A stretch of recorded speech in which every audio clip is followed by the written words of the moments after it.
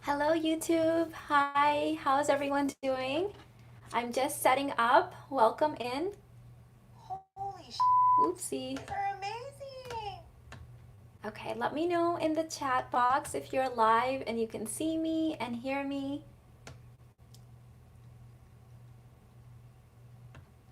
Great. It's so nice to be on YouTube. I know it's been a little bit since I've been here live. How's everyone doing? Hi Swati. It's so nice to see you. Hi, 1960. I haven't seen you in a while. Good. Thank you for letting me know. Thank you guys. Okay, so I'm here today talking about relationship skills, feminine communication, and conscious couples. I did a video on feminine communication, I want to say about 2 or 3 years ago, that was really popular. And I wanted to kind of do a follow up on that. And so this is what I'm here to talk about today. If you're watching and you have some communication hiccups or some places where you would like a little bit more guidance, you can let that you can post that in the chat box. If you're watching this in the replay, you can do that in the comments. So before we get started, as I have people hopping on, let me do a little bit of my announcements and housekeeping. That way, I will give people an ample opportunity to hop on.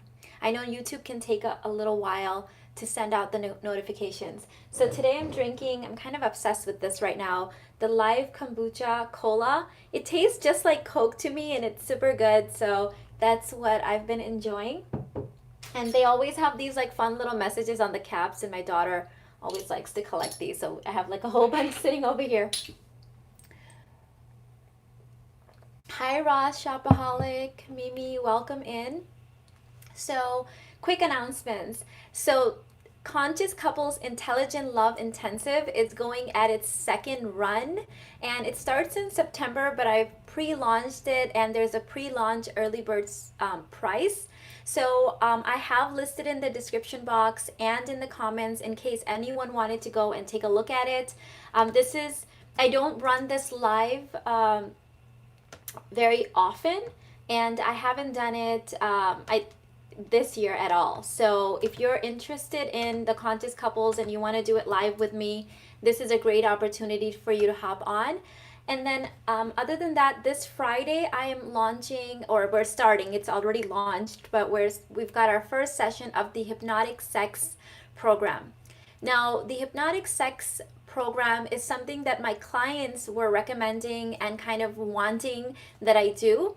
It's a program developed to teach women, it's 21 and over, healthy sexual skills. First of all, what is sex? How to use sex as a sacred spiritual practice versus just kind of like a animalistic thing, right? And what are kind of the shame or taboos around your unique upbringing around sexuality and how to overcome that. So that's the first kind of intensive. The second part of it will be how to practice sacred sexuality by yourself and also in relationship with a partner. It has to begin with yourself, because if you have hangups and taboos and shame and limiting beliefs around what sex is supposed to look like versus what it can be for you, that's what you carry over in a relationship. So I'm super excited to be offering that for the first time. If you want to get both of these, then contact me and I'll bundle them up together. So Conscious Couples 2.0, it's a 3-month intensive with 6 months of after support. And the Hypnotic Sex, we're gonna see, I think there's gonna be 4 modules in there, but if people have more questions, then we'll do more. It's a first run, and usually in my first run I let people tell me what they need and do it based on that. So both of them are listed below. Take a look at that, and I will post that in the chat box as well, and then I'll talk about feminine communication. So welcome in, Girl Boss, Angelika, Princess. Okay, hi beautiful Mina, finally made it to a live. So excited for our Florida event. Amanda, awesome. I'm so excited as well. Yes, we've got like days now, right? Countdown to Florida. Super excited about that as well. Thank you so much.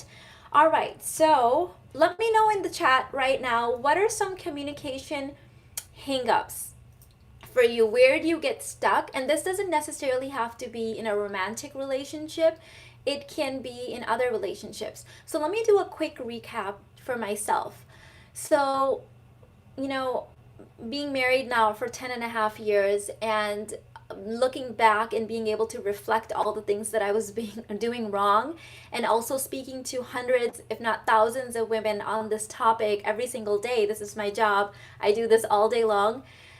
There's some commonalities of things that I was doing wrong and which every woman seems to be doing wrong, across cultures, across age groups, across whether you're a stay at home mom versus a working mom. We all seem to be making this mistake. And number one, they're not in any particular order, but one of the big ones is assuming that you can read someone else's mind and you know what is motivating their actions. That was a big communication hurdle. And I'm saying it's a communication thing because that was self communication. That's what I would communicate to myself, that I knew that, of course, he must be doing this for this reason. Of course, he doesn't love me, right? All that inside chatter. And then basing my energy and my reactions and my communication based on those false assumptions. So, one of the biggest lessons in my own journey and what I teach is that you just assume that whatever you know about your partner, you don't. Assume that you know nothing about your partner, that you have no clue about their intentions, and just come in with a curious mind in observation mode. And again, it's like, do not read minds. Human beings are horrible at reading minds. And that was a big change because it shifted my energy from coming and feeling like I knew my partner and I knew what they were up to versus being curious. And it's now I don't have to do this so much anymore, but it simply started with, hey babe, could you please explain to me what you meant by that? Or why did you do this, right? And so now I'm in a energy of curiosity versus blame, versus assuming that I know my partner, right? Um, if I get upset, I become quiet instead of expressing. Also, I don't express affection more. So what is your question here? Are you saying that you go kind of into like passive aggressive where you're withholding affection? So make sure that you're stating your questions in a way that I know clearly what your questions are. And that's not just for me, it's for you because it helps you kind of internally process information. Yes. Okay. So I don't think silence is necessarily a bad thing, unless you're using it in a passive aggressive way. Silence may mean you're going inwards and processing your own inner space before you speak. So that's a positive. So I would say that use that effectively instead of looking at it as a negative. Get quiet. That's okay. Go inwards and process your emotions and feelings and let them come up in a kind of natural, organic way. You know, you could say, I feel kind of shut down right now, or I'm feeling triggered right now. Simply saying something very simple and authentic and vulnerable can help your partner understand what's going on for you, or your loved one. It doesn't even have to be a romantic partner. Let them know what you're feeling and help them process that with you. Latoya said, good morning. How do us ladies communicate easily with flow and feel comfortable sharing in a feminine way to men, especially men I'm dating?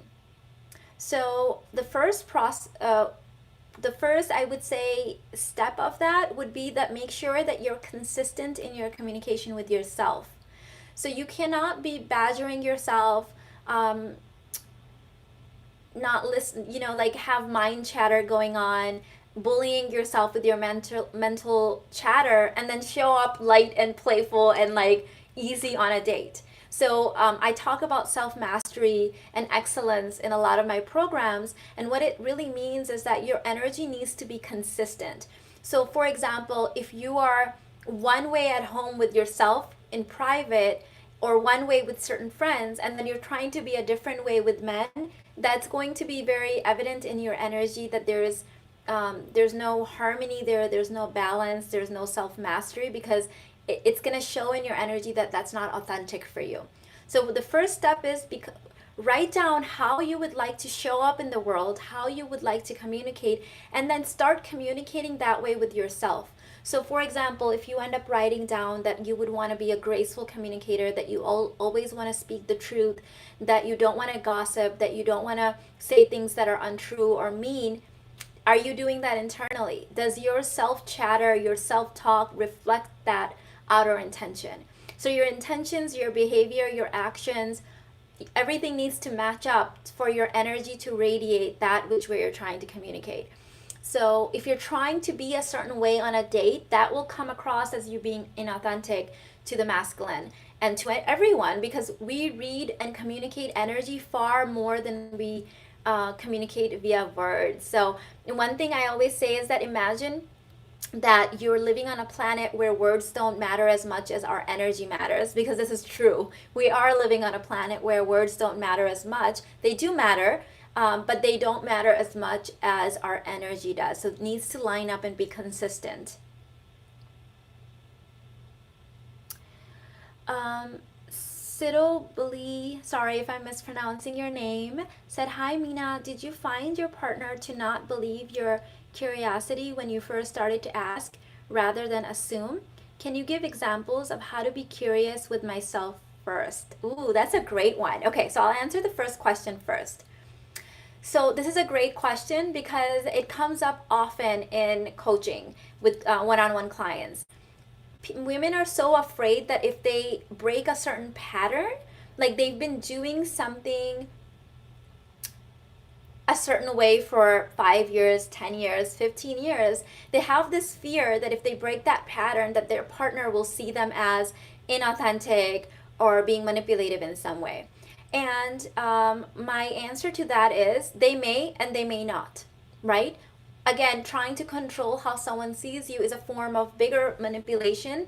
It's breaking their boundaries. So let people have the experience of you that they need to have. So let me say it this way. If you talk to Irfan now, who's living in bliss because he has the marriage that he's always wanted, he literally had given up hope on that he would ever be able to have this kind of a marriage. He told me that, which broke my heart, right? So if you told him now that you're going to have an extremely blissful, perfect, beautiful fairy tale marriage, but you're going to have to go through this period of 3 months where your wife is going to be super curious and asking you questions like she doesn't know anything about you, and it may feel like she's playing games or doing something, are you going to be okay with that? What do you think he would say? He's going to be like, "I will walk on freaking coal. What do you want me to do?"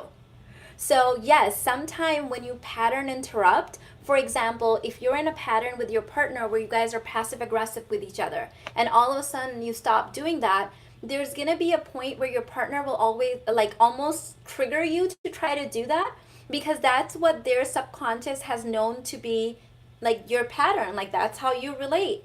And so a lot of times when you pattern interrupt, you'll find that even though it's a good pattern interrupt, that your partner may even trigger you a little bit more to go back into that old paradigm because it's safe. It's what they know, even if it's not ideal.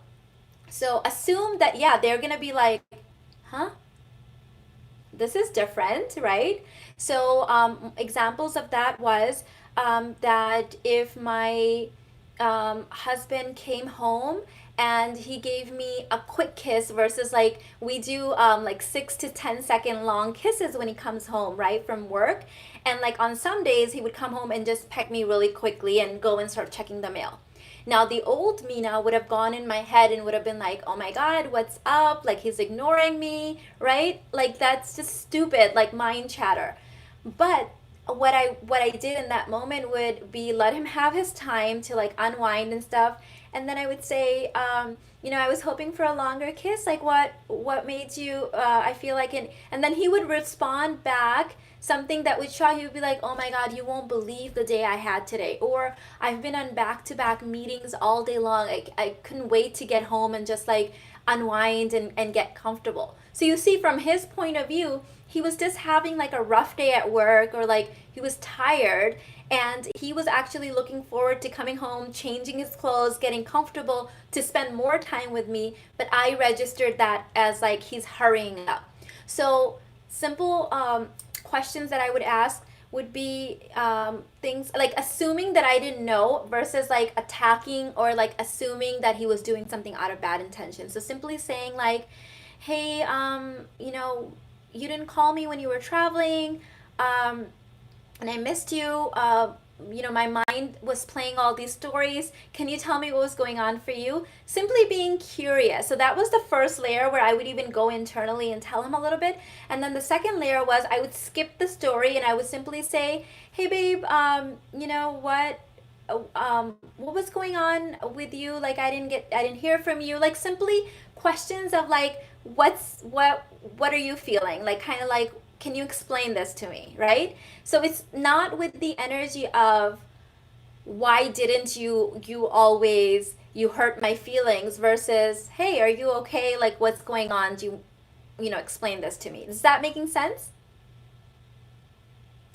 Uh, Jinan said, "I hate sharing with you on YouTube." Girl, we've got a whole shopping date going on tomorrow. I'm looking forward to it.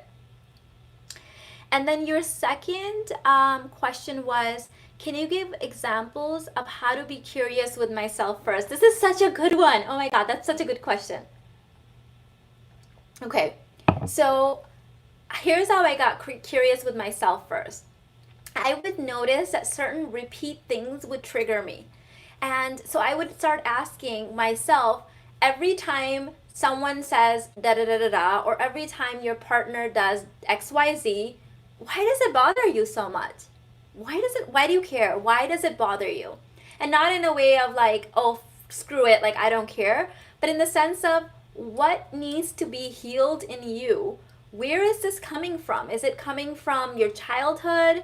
Is it coming from some limiting beliefs? Like what's going on for you? And the funny thing is that most of the time I wouldn't even need to answer that. Simply asking myself that I'm doing this to myself, that I am the cause of my own suffering, not something someone else is doing, shifted my energy a lot because I wasn't expecting my partner to change or assuming that they should just get it. And here's the second stage of feminine communication. This one took me a long time because I think this was really ingrained in me, was being able to voice my desires in a positive way without going into blame. Even when I thought I wasn't blaming him, he would feel it in my tone and my energy because it was still there. So for example, instead of saying, "How come you never hold my hand?" Blame, right? Blaming, right? Saying that he's not enough, he's not adequate, he's not giving enough. Simply saying, "I love it when we hold hands." It's a slight shift, but it's huge. And this was like such a big game changer for my husband. He actually told me this. He said that changes everything because it doesn't make him feel like he's starting at negative. It makes him feel like, "Oh, she has a desire," and like he may not even be thinking that that's something, right? My husband was born and raised in a different culture, and in a culture where parents are not necessarily very affectionate, like hands-on with their children. I think that's rapidly changing.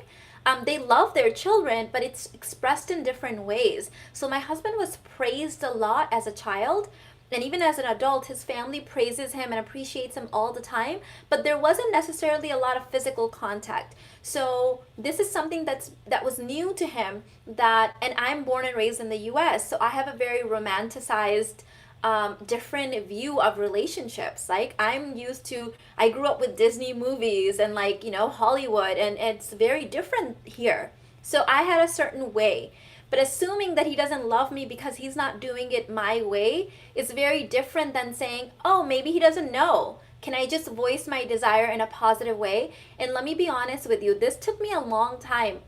I would think I'm doing it correctly in my mind, but I would still have this tone of, you're not giving enough. And one thing, and this is kind of embarrassing to even admit, but this is what Irfan pointed out to me a couple of years ago. He's like, you could be the most positive person in your mind. He's like, you could be living in extreme gratitude all the time, but if all I hear is that one thing that you're complaining about, all I'm seeing is that you're complaining and that you're the type of person that complains. And this was such an interesting thing to me because I do consider myself a super positive person, right? I live in gratitude for most of my day. But if the only communication he gets from me is that you never, how come you didn't, why don't you, then he's not experiencing me the way that I authentically am. So I had to match my outside words and communication with my inner state and say, can I start with what is going right, what is working, and then voice my desire in a positive way. And I will repeat this took me a long time to master because I had some really nasty patterns of pointing out the bad stuff versus appreciating the good and then asking for more. Brianna said, by the way, I love that name. Thank you. She said, hi, Mina. Thank you for what you do. You have given me knowledge I have never heard before, and you have changed my life for the better. Self-love is the key, especially for feminine women. Yes, thank you so much. And on that note, thank you for saying that because I actually wanted to say this and I totally forgot.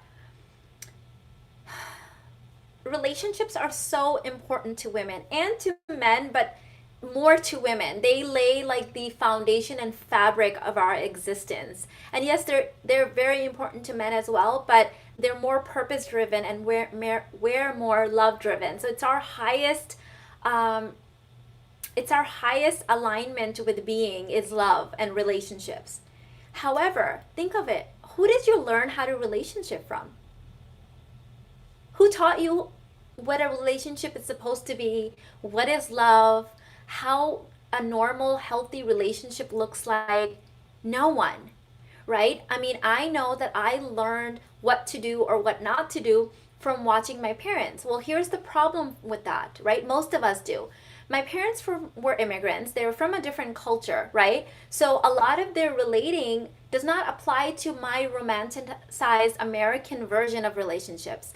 Secondly, they were in survival mode for most of my childhood because they were immigrants. This wasn't where they got a head start, right? They had to start from scratch. So they were building and they were surviving and they were earning. And so a lot of their relationship was murkied up with survival and money and all these kind of things. So no one, like, there was no class in school. And I mean, I'm a communications major, right? So I studied with some of the best marriage therapists and counselors and communication experts and psychologists and psychiatrists in Chicago at Northwestern University. However, I learned not very much on what everyday to day relating looks like in a relationship or how our limiting beliefs can put a filter of negativity on even good things. Like, I didn't, and maybe that was taught, maybe I just didn't take away that, but I know that I've had to learn that, like, go and study that on my own. No one teaches us the stuff, and I hope to change this because I know that I'm trying my best to teach my children this. And the way I'm trying to teach them is to not teach them, but to show them my actual healthy relationships. So in the personal power activation class we had last night, I shared this example that anytime that my husband and I would have an argument or like a tiff or something in front of the kids, we would make sure that we also made up in front of the kids. So even if, let's say, at night my husband came to me and he apologized and we made up, we would do a mock makeup in front of them because it's a very unbalanced view of relationship if they only see us getting into an argument and never seeing us make up. Or if they never see us get into an argument, then they may not even learn the skills. They're not learning that at school, right? So we decided as parents that our most important role in our children's life is to model what healthy relationships look like, the good, the bad, and the ugly. and what the masculine and feminine roles are in healthy relationships, because that's the one thing I guarantee that they're not learning at school. Everything else they can learn at school, they can learn from other sources, but this is not something that our movies and our shows are definitely not portraying it. I mean, I get so annoyed when I'm watching a show or a movie and they show like the dumb dad, right? The dad that always messes everything up. The dad that doesn't know how to change. My husband changed more diapers than I did, and I'm a stay-at-home mom, right? My dad changed diapers. So it's a very unrealistic view. Both my dad and my husband like cooked more than my mom and I. So they help with chores. My dad used to do most of our chores. My husband helps me a lot with everything, even though technically I'm the one at home and I should be doing it all. So he has his own way of doing things. It's a masculine viewpoint. Even if it's different than mine, doesn't mean it's wrong. It doesn't mean it's inferior in some way. So what they're learning from their lack of proper schooling in this department, and from the movies and the advertisements and social media, is that men are dumb, that women have to do everything themselves to get it right. Well, that's BS, because that's not how it works in actual relationships. That's not reality.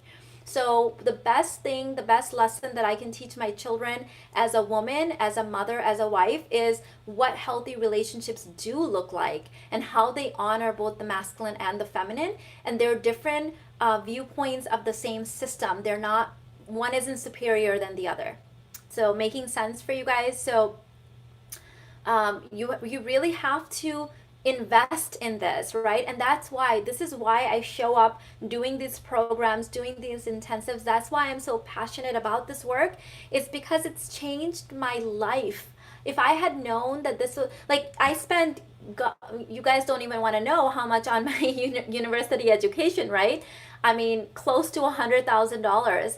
And like, this serves me more. The money that I've spent on learning relationship skills, inner work, is far more superior to me, because it served me so much more than anything that I could have learned at university. Not to discount university. I loved my experience at Northwestern. I would do it again in a heartbeat.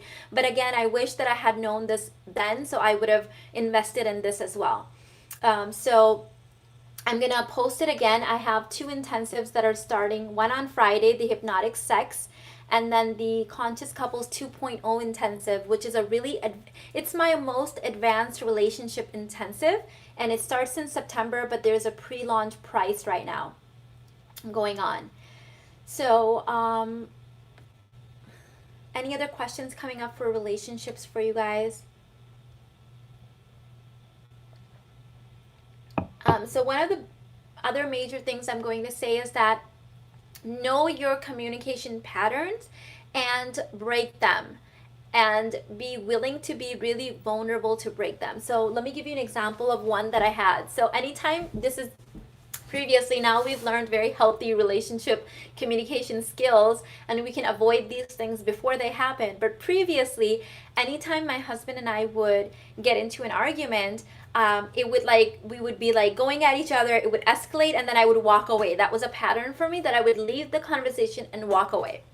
And so when I decided that I was no longer going to walk away, that I was going to sit down, and I was going to be vulnerable, stay open-hearted, and listen to all the yucky stuff, uncomfortable stuff that he had to say, and I wasn't going to walk away.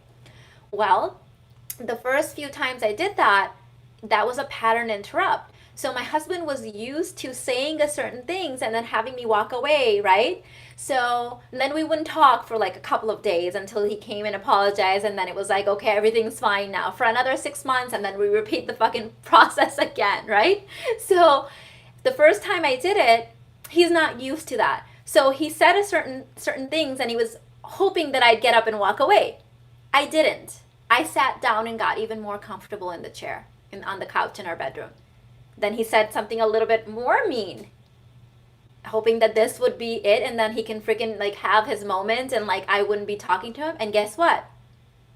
I didn't walk away. I'm still sitting there. So now he escalated a little bit more, saying, something else from our past. And I'm listening, and I didn't walk away. So this happened, and I could literally see on his face, there was a moment at that point where there was like, oh, F, she's not walking away. We're going to have to resolve this right now. So can you see the pattern interrupt, right? And so he got really quiet. He's quiet. I'm like, oh my God, this is so freaking uncomfortable. We're just sitting here staring at each other. Shoot me, right? A minute passes, 2 minutes passes, feels like eternity has passed. And then he's like, come over here. So I walk up to him, he gives me a hug, and he's like, we're going to figure this out. So you see what happened? Pattern interrupt. Okay, so the next time we got into an argument, 3 months, 4 months, again, da-da-da-da-da, da-da-da-da-da, da-da-da-da, da-da-da-da, expecting me to walk away, doesn't walk away, sits down, gets super comfortable, super awkward, I want to run away, shoot me right now, I'm not going to walk away, Mina, you always walk away, you're just going to sit there, this is so uncomfortable, I can't believe I'm doing this to myself, come over here. Okay, so you see how it was like this thing where it's like when I would give him time to like process it, like, and this is how we totally shifted the pattern. But a part of him wanted me to walk away because it was like he would get to have his man cave moment for like 3 days after that, right?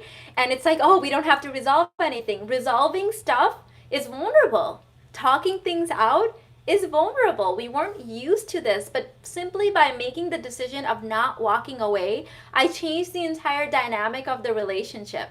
And yeah, in the beginning, he was like, she's not walking away. Maybe I should say, like, he's subconsciously, right? He's not a bad person, but it's like, maybe I need to up my game. So they may do that. They may do that because you're used to relating in a certain way and you just chose to pattern interrupt. Yes, it's super powerful. Pattern interrupt is so powerful. Okay, so Swati said, I feel guilty if my husband has to do anything at home as I am a housewife. I'm not able to understand what exactly is a basic root cause of guilt. So guilt is an emotional addiction. So instead of sitting around and saying, I'm an alcoholic, why am I an alcoholic? Why am I addicted to alcohol?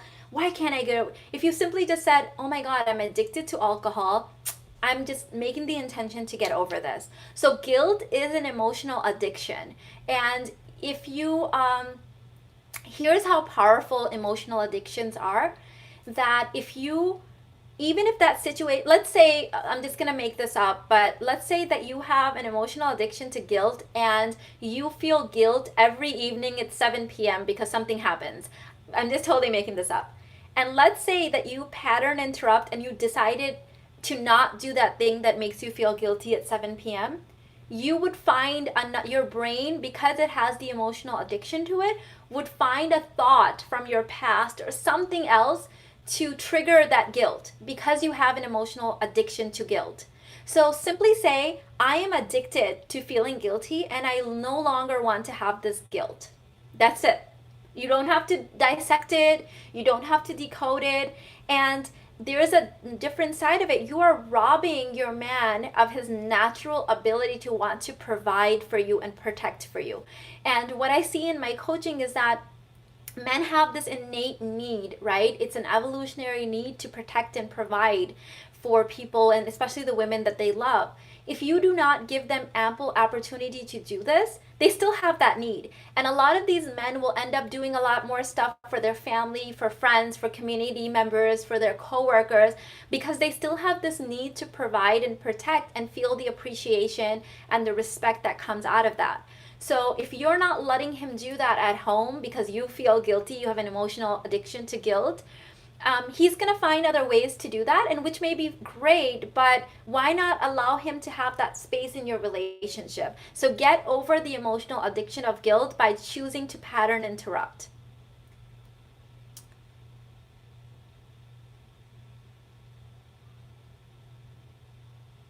Okay, so simply said, how do you pattern interrupt if they are the ones who walk away from issues or the argument? So you can let them walk away, and then you can go up to them a moment later and say that, I noticed that you walked away. I understand that you had to do that, but I'm ready to talk about that whenever you are. Let me know when's a good time. So let them know that walking away is not going to help them escape the situation. And maybe they need to do that. First of all, understand that maybe they need to do that to take a breather. So, as someone who used to walk away, I did it so I didn't end up saying something mean. I did it so that my husband wouldn't see me cry. I did it so that he couldn't see how vulnerable I was, how desperate I was for love, right? So that's why I was doing it. I had my reasons, right? But when I would walk away, I was deeply wanting him to come after me, but he wouldn't. He would take that opportunity to be like, oh, I don't have to talk about this now, right? I still wanted him to come chase me and come get me. And this is something I communicated with him later on, but we never got to that point because I stopped walking away. So if your partner walks away, give him some space, but then also let them know that you're wanting a different time to talk about this. So let them know that that's not the pattern interrupt for you will be that this is not going to go away simply because you chose to walk away. You can have your time, but I need a meeting time to be able to do this.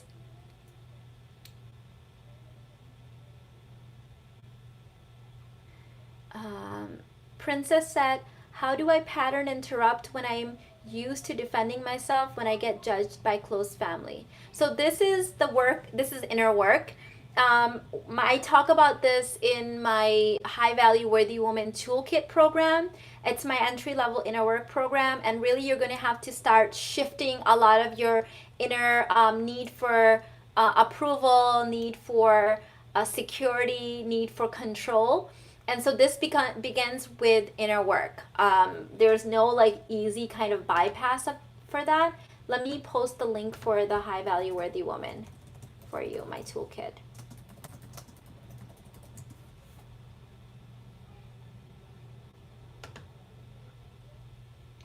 This is one of my most popular entry-level programs for inner work. And honestly, I've designed these programs with not only you guys in mind, but myself in mind and my children in mind, because I said, what would have helped me? Like, what are the programs that would have taken me through this journey? And that's what I've developed. And also, to be quite honest with you, my YouTube channel, the programs that I've created, all the intensives, they're my journal, my diary for my children.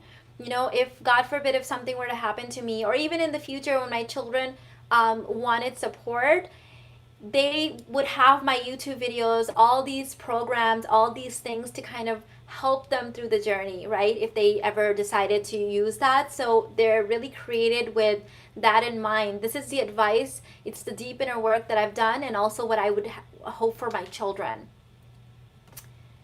Okay, so next is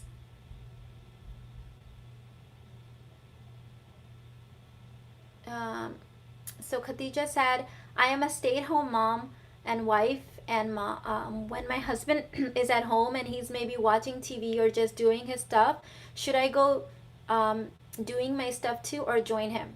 So there's no strategy in that. There's no like always go join him or always keep doing your thing. It's what do you feel like doing? What would make you feel great in the present moment? What does the present moment need? What does he need from you? What does love require?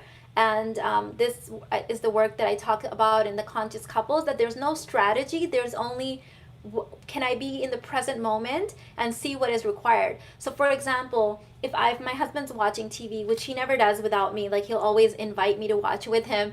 But let's say he's watching on his own. I have to get in tune with the present moment and say, what does he need right now? Does he need quiet time? Does he need my quiet company where I'm sitting next to him and not necessarily having a conversation? What do I need? Do I need to continue finishing up what I can do so I can spend more time with him later? Do I want to sit with him for a while? So there's no strategy. It's only what does the present moment require of me?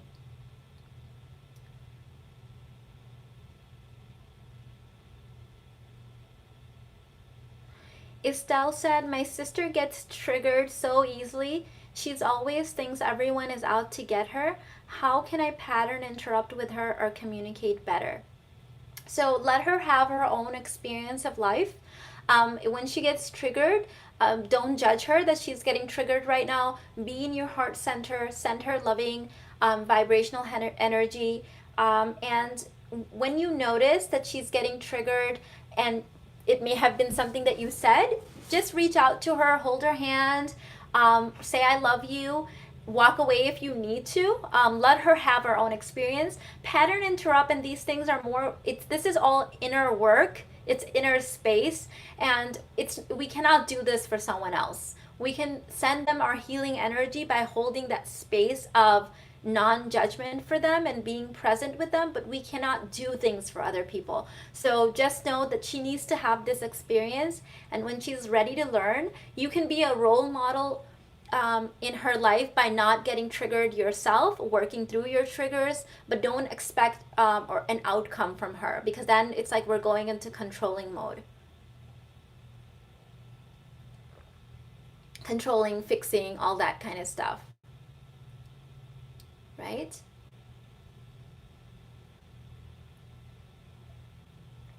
So, when you click on the link for the Conscious Couples Intensive, there is a 1 hour free masterclass in there.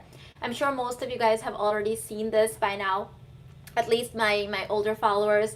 But in the masterclass, I talk about there's like 3 different ways of relating in relationships. I'll answer your question next, but let me go through the 3 stages really quickly. And so, like we still have these present in modern times, but it helps to think about them in the sense of history. Like in 1 or 2 generations ago, there was 2 generations ago, I would say probably, there was stage 1 communication or stage 1 relating. And in this stage, relationships were all about dependency and what my needs are, right? So typically women were dependent on men, and so love was based on this, like, what can it provide for me kind of relationship. And so it was very disbalanced. Stage 2 relating is where we're at right now, but it's quickly shifting, at least for conscious people that have chosen to evolve beyond this. Stage 2 relating is where we're currently at, which is I'll scratch your back and you scratch mine. I'll pay the electric bill and you pay the gas bill. I'll pay half of the mortgage and you pay the other half. Or I will do XYZ and then you do XYZ. It's kind of like a tit for tat. It's very much like 50-50, right? And the problem with this is, even though it's definitely a step up from stage 1, so kudos if you've made it here, the problem with the negatives of this stage is that it kills polarity, it kills attraction, and it creates kind of this roommate situation. And you can be somewhat happily married in this stage if your needs are being met, his needs are being met, and you're living kind of like best friends or roommates. It may really work, but there's going to be this longing in both of you that's going to arise deep in the depths of your heart, in wanting romance, in wanting to be ravished, and wanting to be really taken in. And he's going to want to be providing more of that, like, leadership role, that protection, that providing, and falling deeply and madly in love with you. Like, both men and women need that experience, and so that's missing from that. Stage 3, which is where the Conscious Couples Intensive, I talk about this intensively in that program, is where you become consciously evolved. You realize that both of you guys are human and that there's certain relationship dynamics, certain evolutionary traits that you need to be mindful of. The fact that you have different hormones and your brains are wired differently. So I teach that in there. But then there's a higher level, which is your divinely connected relationship. And here you're really able to be kind of fluid in your energy. You're able to shape shift in your feminine, take on different auras and personalities and different energies. And there's this just very much newness and novelty in the relationship, even if you've been married for 10, 15, 20, 30 years. And this is where the magic happens, because every year, instead of your relationship becoming more mundane and more stale, it becomes deeper and deeper and deeper.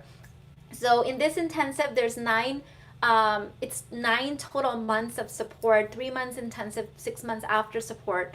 And really It's what I wish that I had been taught in childhood, or at least in teenagehood or in adulthood, early adulthood, because it's a game changer. Your relationship becomes so blissful, so easy, so effortless when you're able to learn and embody this work. So that's what I'm teaching in there. And I'm currently enrolling. There's an early bird special, so check it out. I've listed it in the description box as well. So the next question was, Mina, do you find benefits to having a healthy amount of time apart from your partner? Is this helpful in those first stages of growth?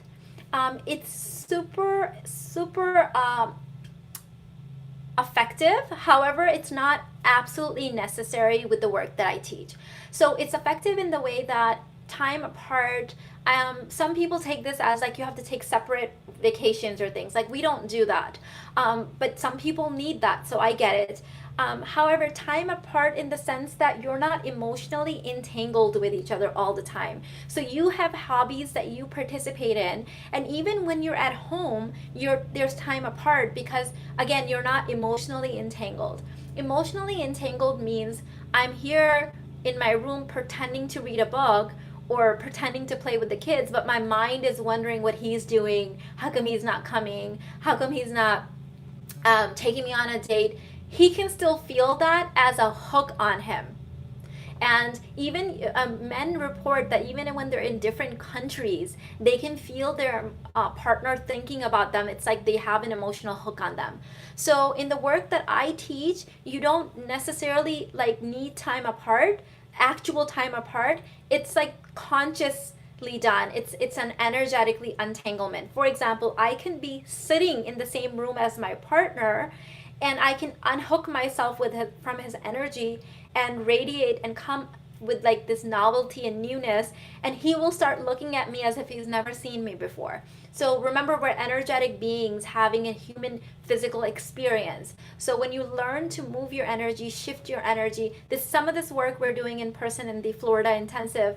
So then you don't necessarily need the time apart that you would think. Like you don't need separate vacations, or you don't need to leave the house. You can do that moment to moment being in the same room. This is a step up. When you're in stage 2, then time apart means, okay, I need to have a girls trip and he needs to have a boys trip, or I need to have a girls night out and he needs to have a boys night out, right? It's different. But in stage 3, it's more of an energetic thing.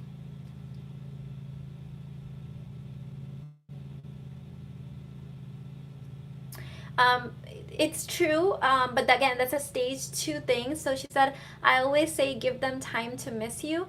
Yes, in stage 2, that would work. In stage 3, there's no you. So in stage 3, you're showing up in the moment to moment exchange as if you're a new energy and he's a new person. So there's no new to miss because he can't really have you. And it's like this novelty and newness. And so there's another layer on this. And once you get to stage 3 and you're consciously relating this way, there's no you to miss because there's no you to have. It's a very kind of it's an energetic, it's an elevated consciousness. And you can create that without necessarily needing the time apart.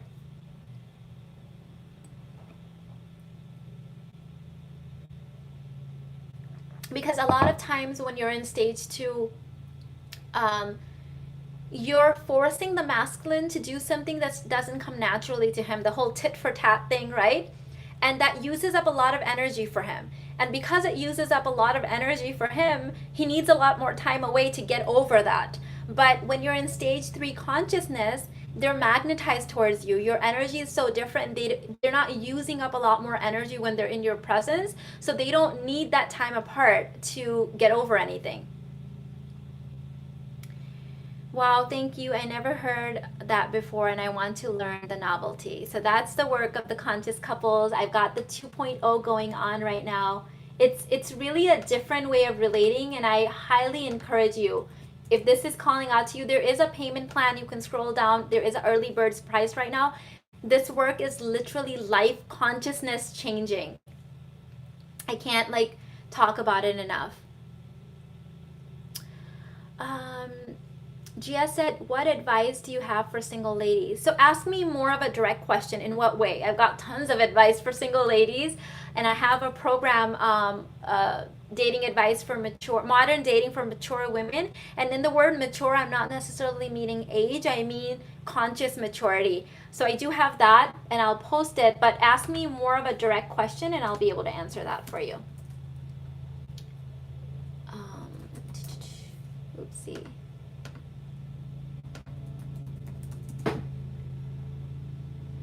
Here's my modern dating intensive.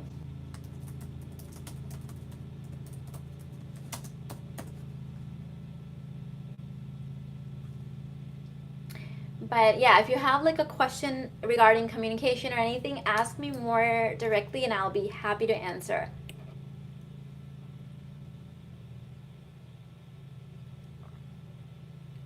Anything else coming up for you guys? Check out the hypnotic sex and the conscious couples. If you want to bundle any of those together, contact me on Facebook or via email, theuniverseguru@gmail.com, and I'll see what I can do to bundle those up for you.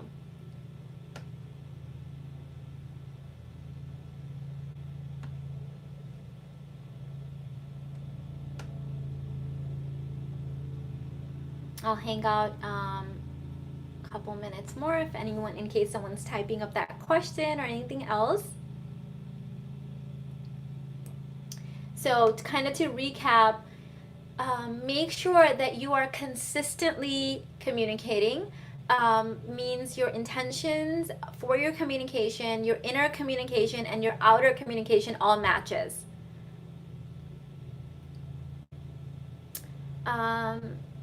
Did you find it challenging to support his way of doing things with the children? Absolutely not. So this is something that I'm actually doing in addition to my parenting toolkit program. In September and October, I'm adding modules to it because this comes up a lot with some of my clients. My children need to learn what the masculine way of parenting is, what the masculine way of relating to the world is, and they also need to learn the feminine way. So excuse me. So if I trump my husband's way of doing things, I'm going to teach them a very imbalanced way of life, and that will handicap them, right? There is no one correct way of life. There's only the balance of the masculine and the feminine. So in any given moment, my husband and I will react very differently, but both of those situations are correct. So let me share an example with you guys. So let's say that my child is riding his bike and he falls off, right? My husband, the masculine's response in that moment might be, oh, you're okay, get back on, right? And my response might be, oh my God, he's bleeding, come here, my baby, let's go get the Neosporin, let me put a band-aid on. Who's correct? Both of us are correct. What my son needs to learn from the masculine is that you get back up and you walk it off and you get back on the bike. Like, men need to learn this. This is so important. And what he needs from me is more comfort and more nurturing. So neither one of us are incorrect. The balance of that, and the best thing as a couple that we can do is honor that. My husband honors the fact that I need to baby him and kiss his boo-boo and put a band-aid on it. And I honor the fact that my husband needs to tell him to walk it off and get back on and you're going to be fine, because both of those things are very important life skills. And no one else is going to model this for them.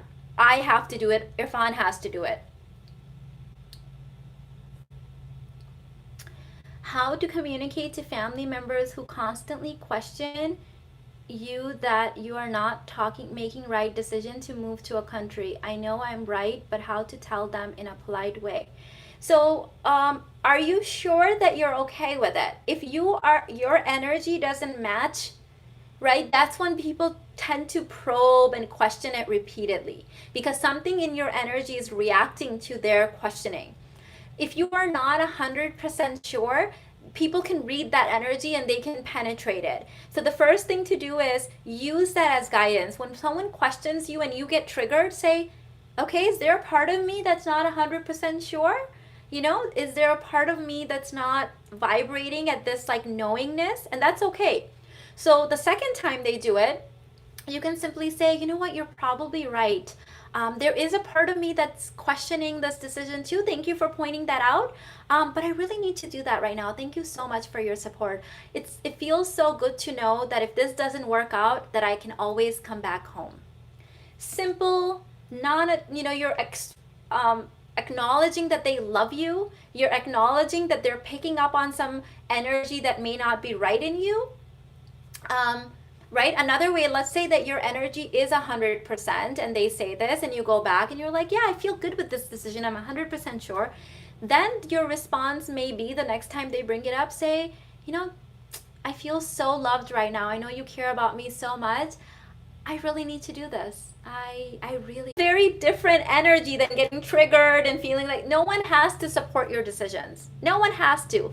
And the truth is, most people don't give a damn about other people's decisions. So the fact that they're even bringing this up means they love you. So can we acknowledge that?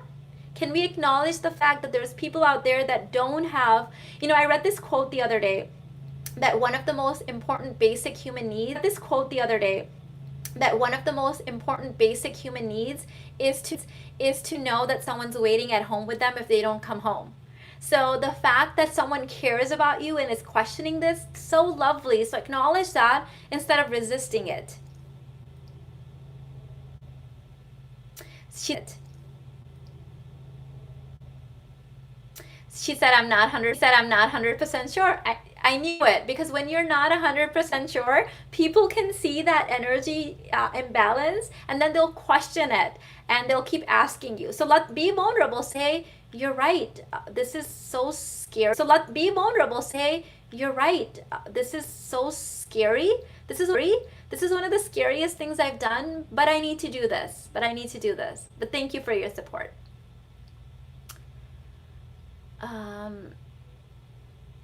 Khadija said, wait, it's the reception.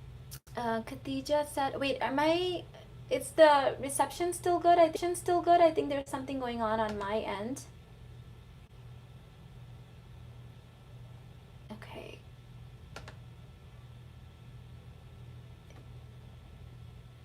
Guys, the connection is still good.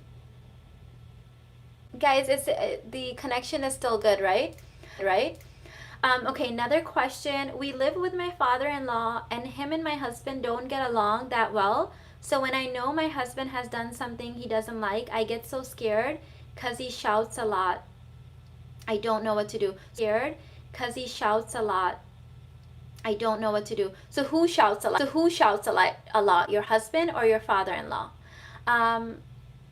Okay, there was a glitch. Yeah. Let me just go check that my children are not playing Fortnite, because that seems to trigger it. 1 second. Guys, that seems to trigger it. 1 second. Guys, you guys are not playing Fortnite. Are you? Okay, because there was some glitching going on. All right. Okay, good. So the question was, okay, good. So the question was, yes. So the big advice here is that don't get caught in in-law issues at all between your partner. And a lot of time I see women doing this between your partner. And a lot of time I see women doing this, and what I've realized is that they feel like they're gonna feel superior somehow, and they're trying to connect to their partner with their loved ones. Let them have the experience.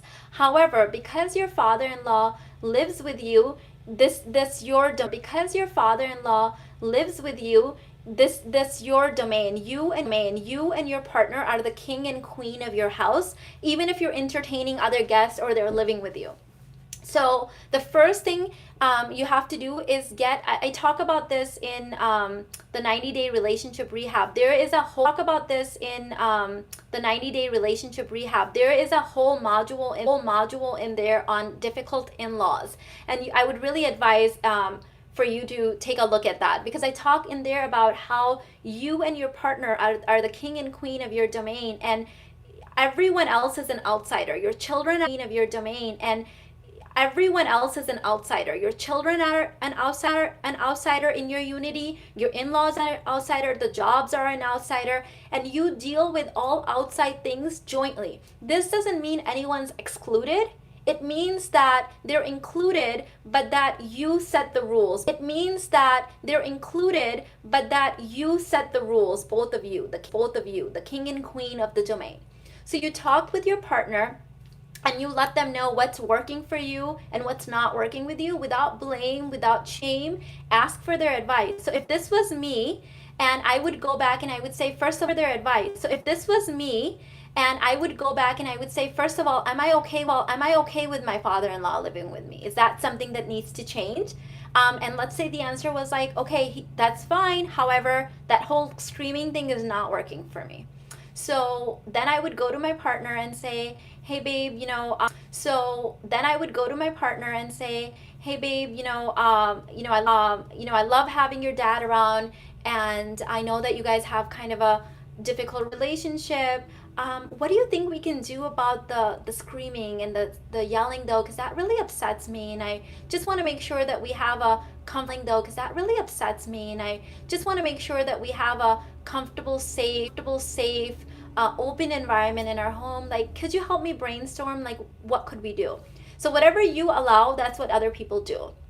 And then you have to let him go to his dad, come up with some options of how you're going to deal with that. Let him go to his dad, come up with some options of how you're going to deal with that.